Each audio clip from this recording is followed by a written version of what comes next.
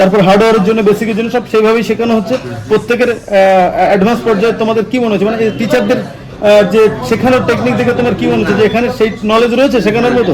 টিচারদের অনেক বেশি নলেজ এখানে, মানে সবই শেষ। একটা স্টুডেন্টকে যারা ফ্রেশার, আমিও হিসাবে এখন ফ্রেশারই, মানে আমি যদিও চার্জিং পিন লাগাতে জানতাম বলে যে আমি মিস্ত্রি না, আমি হয়তো ফ্রেশার।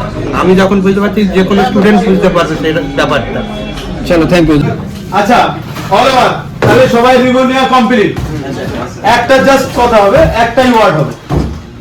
যদি আমরা রিভিউ নিই এক কথায়, যদি আমরা 10 স্টারের মধ্যে তোমাদের বলি কত স্টার রিভিউ দেওয়া উচিত, তোমরা এখনো 18 দিন পর্যন্ত ক্লাস করেছো, এই 18 দিনের মধ্যে 10 স্টারের মধ্যে আউট অফ 10 এর মধ্যে 10 এর মধ্যে কত পয়েন্ট দেওয়া উচিত হবে? এসআই মুভি গিয়ার যেভাবে শিখিয়েছে তোমাদের, যেটা রিয়েল সেটাই বলুন। কত?